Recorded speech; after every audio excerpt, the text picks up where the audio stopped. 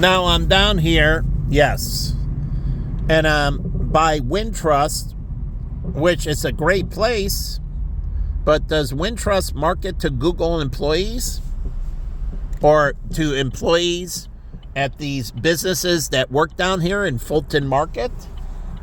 Because this is what Chicago is supposed to be moving towards, right? A very high-end, very elegant, very beautiful area to recruit top talent, right? Because as far as I looked at all these cities around the world, like in Canada, there's a construction boom in Canada. They have projects. It's a 3-hour video on YouTube going over unbelievable amount of construction projects going on in Canada. They're having an incredible construction boom. So here's Google right there. And they want to attract talent, right? So this is not the ghetto area, right? You don't want to bring in ghetto people, right? You want to get the ghetto out of the city so you can attract top talent. So can attract top talent with the ghetto. That's why it's the ghetto. Everybody wants to get out of the ghetto, not go into the ghetto. So here's a high-end steakhouse, Swift and Sons. I've been there once. My waiter could have been better, but the food was good. But you have this like elegant places that are trying to create this atmosphere. And right here, and you're trying to create this atmosphere that people who really got it moving, the movers and shakers, this is the place they want to be. And that's what you would assume Apt Properties is doing. And you know that Apt is, they did that before. There was the Apt at Twitter. I think it's, you find yourself at Twitter, Apt something. So it's Apt Properties on X now. But again, they're supposed to be working with the city, these real estate firms, thinking how the city can be that much better. Because if it is, then real estate is that much more valuable, and all these realtors' jobs get better. So they have here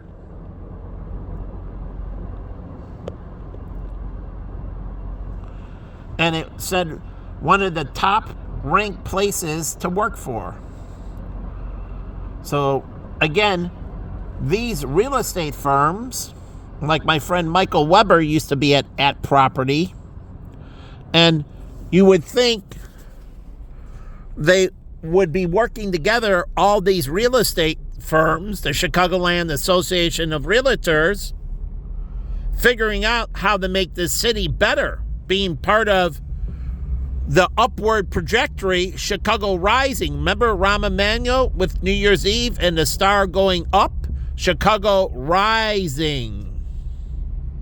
So again, you have these nice little elegant places here in the Fulton Market, and it's continuing to expand and up and come and be more beautiful and more elegant.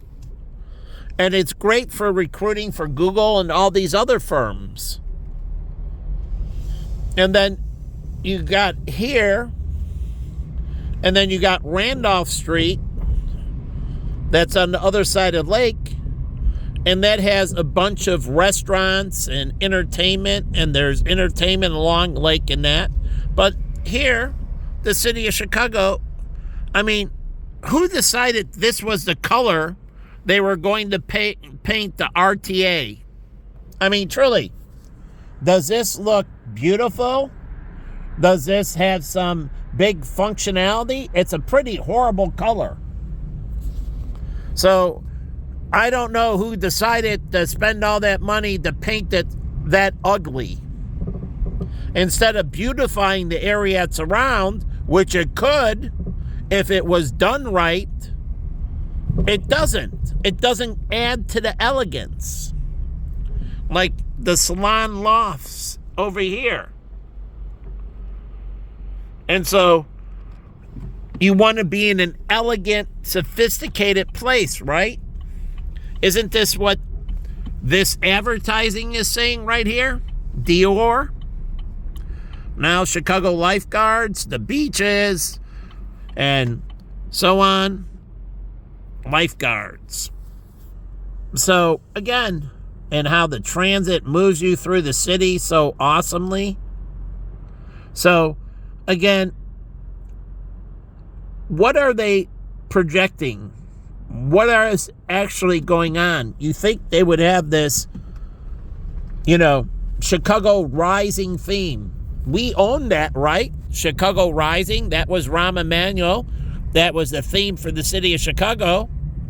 So why isn't it marketed that Chicago is rising and talking about how it's rising and how it's revitalizing and how it's becoming a leader in the world in these areas?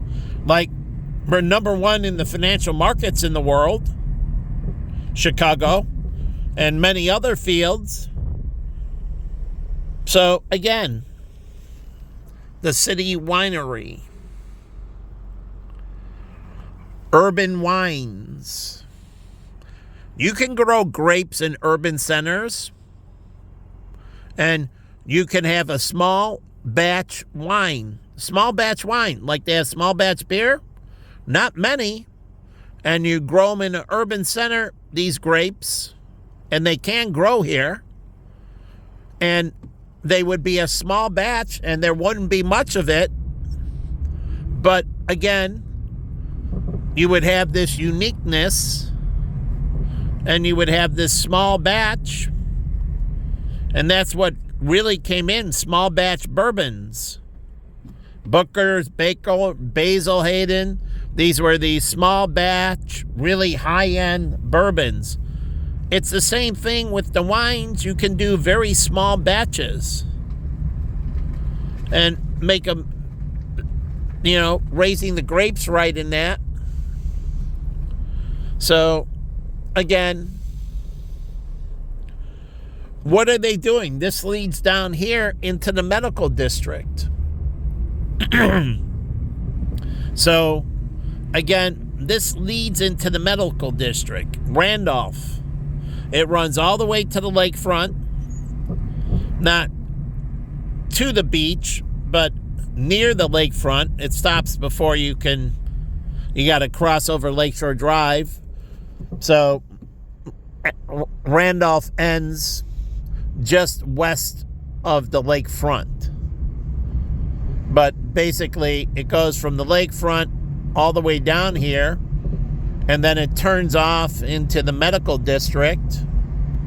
And so you have this area down here, and you're trying to bring in top doctors, right? Top talent. I would assume that people in Chicago would like to have their medical conditions taken care of, and that they would love to have high quality medical care in the city. But to do that, you have to attract talent. And that means it's got to be a place that you hang out and go and don't worry about being mugged or harassed or shot at. Because people don't want to go to areas unless you're doing some outreach program. But this is where they live. It's not an outreach program. And so they're going to come down there and they want to live, and they don't want to be hassled or jostled around or any of that. They want to have a good life for themselves, a good life for their spouse, good life for their family. And so areas that can offer that attract incredibly high talent. That's why you have Silicon Valley in San Francisco and that. And they're able to attract it because the lifestyle is incredibly good. It's very beautiful, very elegant. And so, and top talent, they want to have a good life.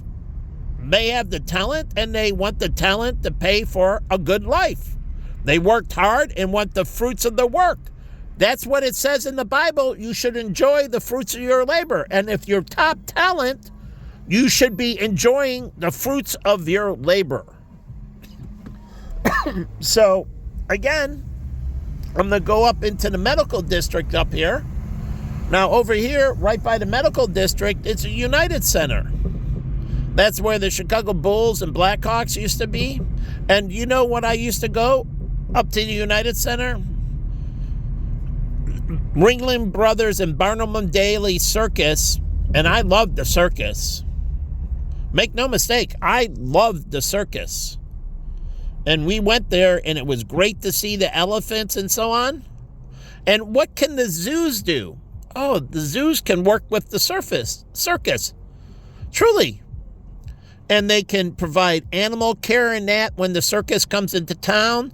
And so they can work with the circus and provide veterinary care for the animals. The specialists from Lincoln Park Zoo, Brookfield Zoo. So when the circus travels and that, they can hook up with and exchange their elephants and everything.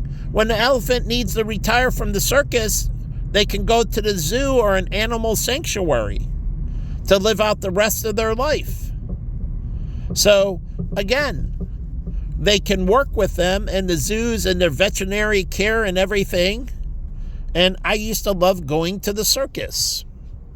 And the high wire acts and, yes, the motorcycles and the dirt bikes and that around in the ring. And there was all kinds of cool things.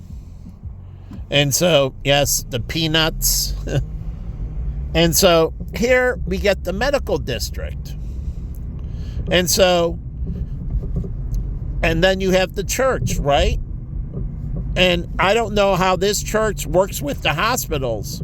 And does the pastor from this church, since it's down in the medical district, I should have turned.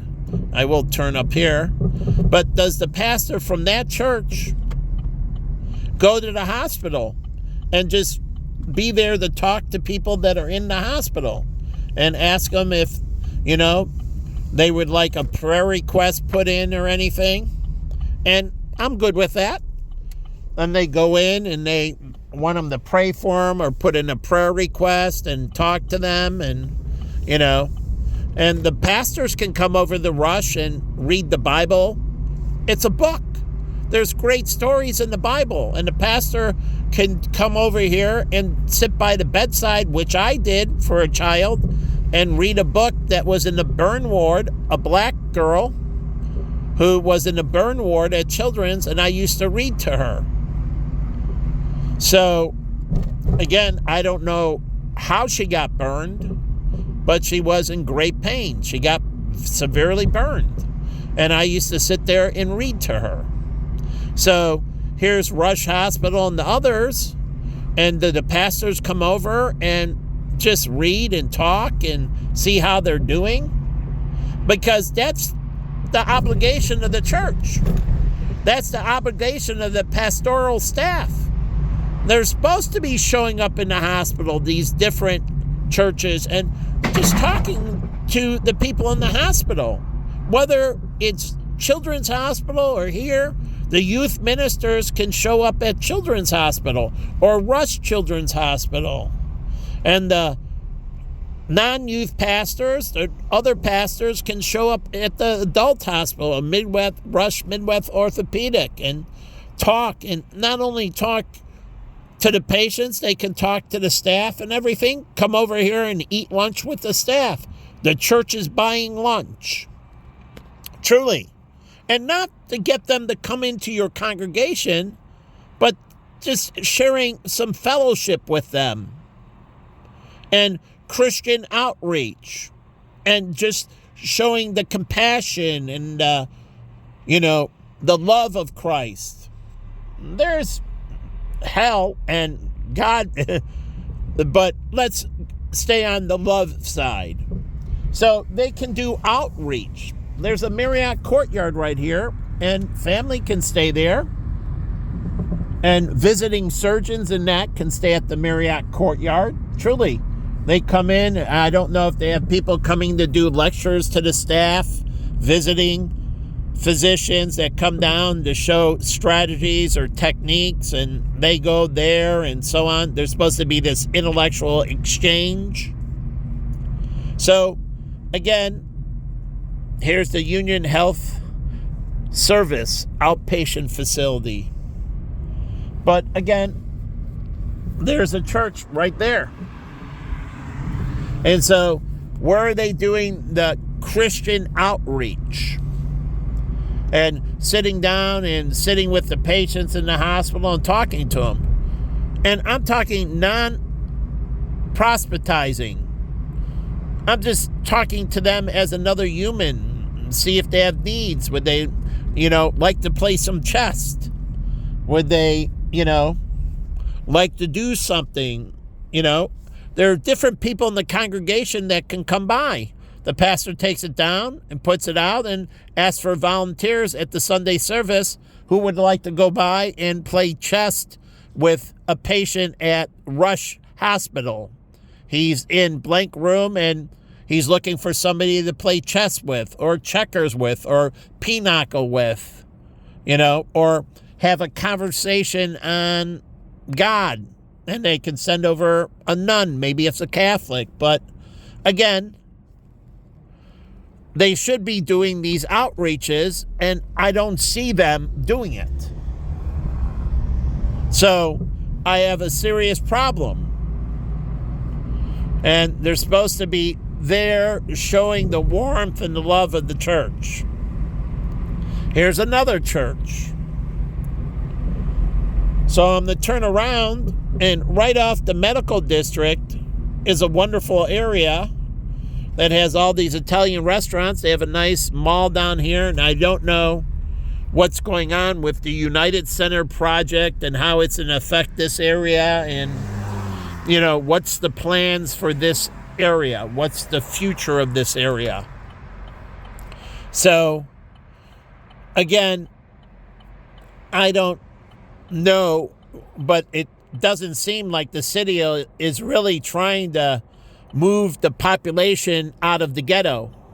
Because if it is, things would be so much better and conditions would be so much better. And so we have all this opportunity, and I constantly try to put it out there for moving life in the positive manner, and you keep on wanting to beat on the ghetto. Like Chicago's the ghetto, the ghetto, the ghetto, the ghetto, the ghetto, the ghetto. When are we going to get the ghetto out of Chicago? Truly. When is this going to try to be a world-class city? Spring Series.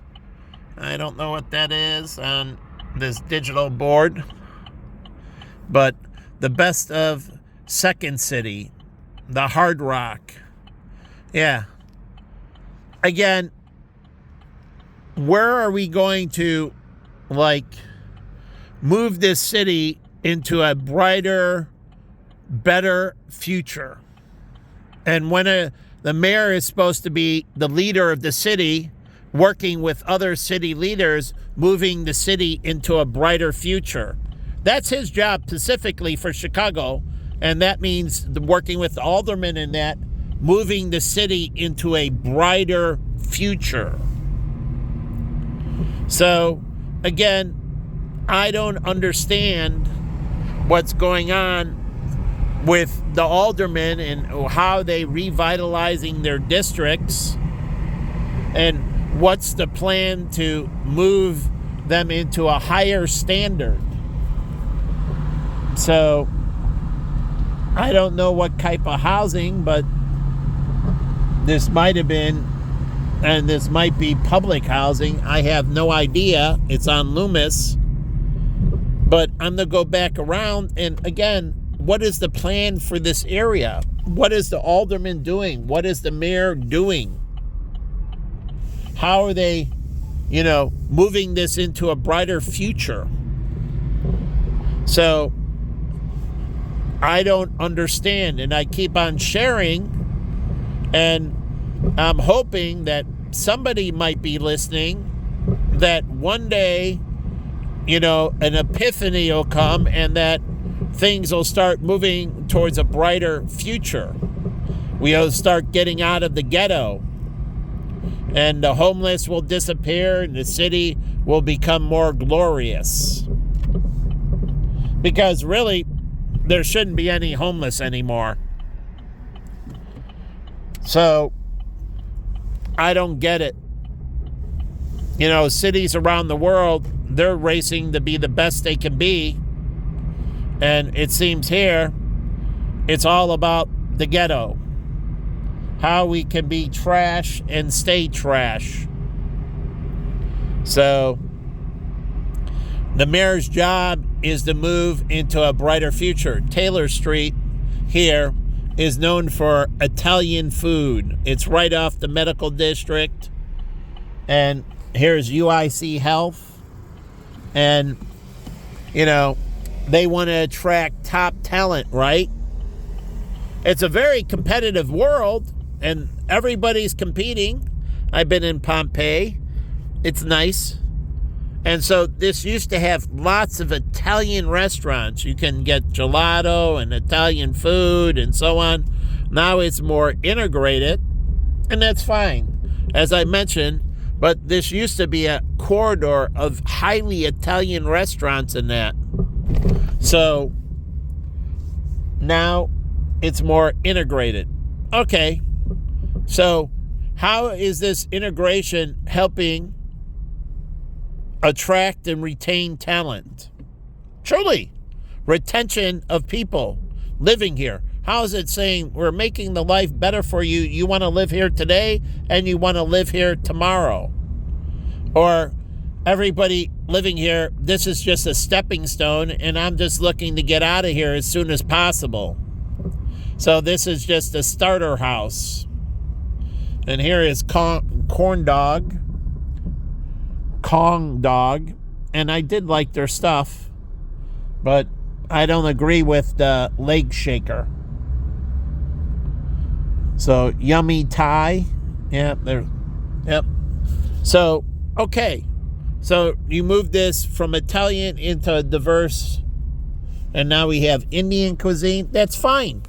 So there's a lot of selection, and now this is a multicultural experience with food. That's fine.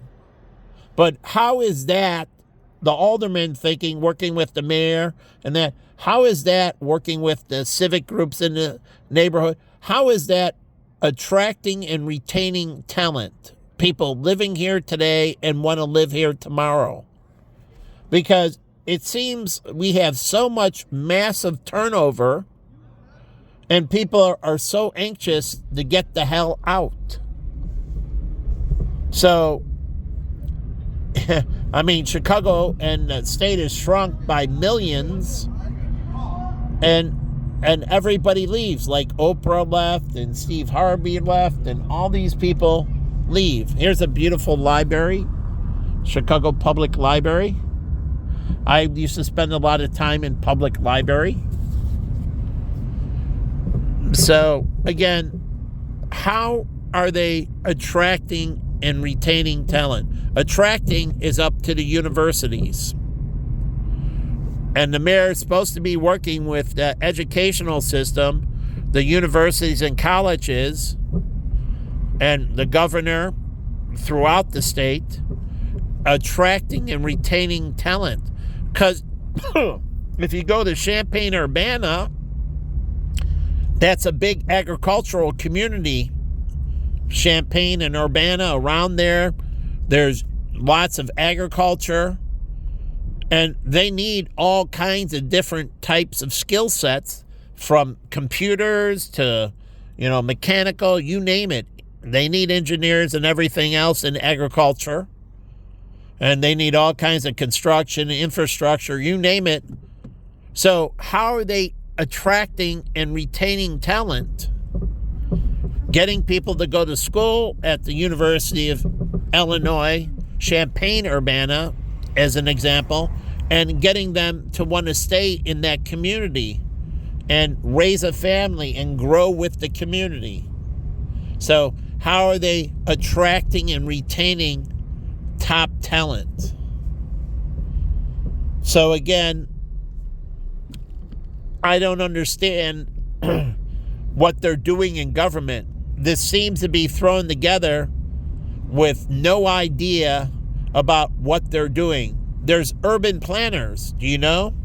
I'll put on Facebook, this is going on YouTube, but I'll put on Facebook the best urban planning institutions in the world. And my friend Dominic and my friend Ray, that's what they graduated from the University of Arizona. It has a big urban planning. It's a major, and you graduated with a degree in urban planning. So where are all the urban planners? And this shouldn't be piecemealed together with like a chicken running around with its head cut off, which is a bad analogy, but basically don't know where you're going. And that's why you have urban planners, and they're wonderful universities that have wonderful urban planning. And I used to work for this Italian restaurant, Tuscany's, and I like working there.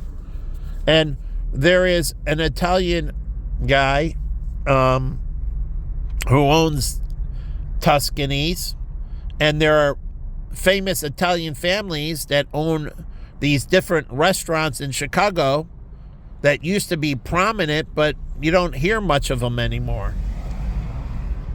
But Tuscany's was just one of the concepts. They own Riva's on Navy Pier. And so, yeah. And then you have Carlucci, Joe Carlucci. And so that's an Italian restaurant, Carlucci's. But I don't see it in the city. There's one in Rosemont. And but again, Phil Stefani, that's who I was thinking of with Tuscany's. But again, I don't understand what's going on. And I'm going to post this on YouTube, but it doesn't seem that the city has any idea what it's doing. And how many aldermen go to school for urban planning? They're going to run a city, and they're running parts of the city, right? And an alderman job is urban planning, how to build out and improve that area. Every alderman should be getting scored. Yeah, there should be a scorecard and rating them, and they don't come out with ratings. Rating on crime, positive, A, B, C, D, positive, negative. Rating on wealth improvement for the area, truly, wealth improvement, educational improvement, civic improvement, and all this. And there should be a scorecard for aldermen, rating them how well they're doing. But no one puts that together, so you know if you need to get rid of them or put the foot to their fire first, and then if they don't perform, get rid of them. But no one's scoring them, just like the mayor of Chicago, literally, and the president. They should be scoring them on each of these categories and how well they're doing in their job performance. Like anyone, they're in a job and they got to get rated for their job performance.